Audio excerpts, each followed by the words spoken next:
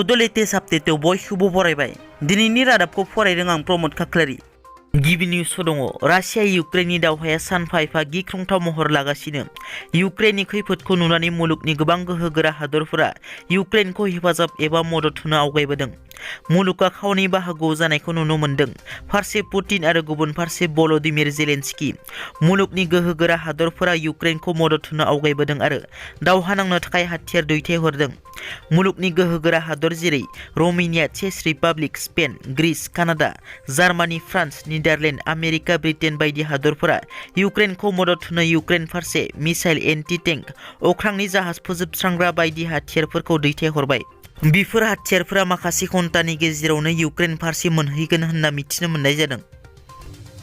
मेघालयनि गार' hills autonomous district council सुंद'यै GHADCनि गाहाय खुंगिरि राकेश एसांमा बिथाङा गाहाय खुंगिरि बिबानखौ एंगारबाय। GHADCनि गाहाय राकेश एसांमा बिथाङा बिबान एंगारनाय लाइजामखौ मेघालय गभर्नर सत्यपाल मालिकनो गथायबाय। गाहाय खुंगिरि राकेश सांमाया बिबान एंगारनायनि उनाव लेङाइ गाहाय आलबिनेस आरमाराका राकेश सांमानि जायगायाव GHADCनि गाहाय खुंगिरि बिबान नाजावनो हागौ। मख'नो गोनांदि थांनाय माखासे साननिफ्रायनो मेघालयनि गार' हिल्स जिल्लायाव रायजो राजाफोरा राकेश सांमाखौ GHADCनि गाहाय खुंगिरिनिफ्राय बोखारनांगौनि गोख्रों सोमावसारगासिनो। बर'नि गेजेराव गोदान गोदान आफाद जोनोम जानायनि सायाव मन्थ्रि उजिर ब्रह्मनि बिबुंथि। बिथाङा बुङोदि गोदान गोदान आफाद दानायाव आंहा जेबो बुंनांगौ गैया। मोनसे अरनाव गोबां दंफां रज'यो, नाथाय गोबाङानो थैलाङो। नाथाय साल दंफाङा बयनिख्रुइबो जौसिन आरो गोजोरसिन जानानै थायो होनना बिथाङा बुंबावोदि गोबां सुबुंफोरानो हिमालयनि माउन्ट एभारेस्टआव गाखोनो हानायनि बाथ्रा बुंनो हायो, नाथाय मोगथाङाव बे हाजोखौ गाखोनो हानायाथ' गोजान बाथ्रा। गोबाङानो बेनि खाथियाव थांनानै फैफिनो। दासिम बर' हारियाव गोबां आफादफोरा माहारियारि आफाद जानो थाखाय गोबां नाजाबोबाय, नाथाय फेलें जायो। नाथाय एबसु आरो बर' थुनलाइ आफाद बे मोननै आफादाल' गोजोरै जोरनानै दं होनना। बिसायख'थिनि आयेनखौ सिफायनायनि थाखाय बिजिरसालिया गिबि मन्थ्रि हिमन्त बिश्व शर्मा आरो बिथांनि बिसि रिंकी फुयान शर्माखौ थांनाय 25 फेब्रुवारि खालाराव बिजिरसालियाव हाजिर जानो बिथोन होनायनि उनावबो गिबि मन्थ्रि हिमन्त बिश्व शर्मा आरो बिथांनि बिसि रिंकी फुयान शर्माया नुजाहैयैनि थाखाय बिजिरसालिया गिबि मन्थ्रि आरो बिथांनि बिसिनि सायाव 2000 रां जुरिमाना फोसावो।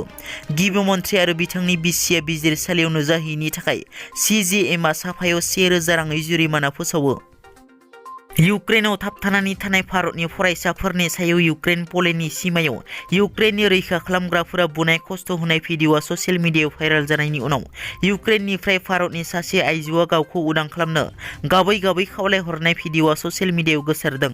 उत्तर प्रदेश लखनऊनि गारिमा मिश्रा मुंनि फरायसुलिया गावखौ उदां खालामनो गाबै गाबै गाहाय मन्थ्रि नरेन्द्र मदिखौ खावलायहरदों। गारिमा मिश्राया उदां खालामनो खावलायहरनायजों लोगोसे इउक्रेननि गिथावना थासारिनि सायावबो भिडिअ'नि गेजेरजों फोरमायदों। एबसुखौ मोजाङै बुजिनो मोनै सुबुंफोरासो दिनै सोंखारिगासिनो। बे बाथ्राखौ बुंदों मिरु एबसुनि आफादगिरि दिपेन बर' बिथाङा। कुमारिकाता दख'रा एबसुनि सनाथि मायथाइ फोरबो फालिथाय लोगोसे आफादनि 48थि बोसोरसालिया जथुमानि गेवलां मेला मैया सेसापानि बर' बाजारनि सेसापानि गेवलां गेलेग्रा फोथाराव मेहेरगोनाङै जोबनानै थाङो।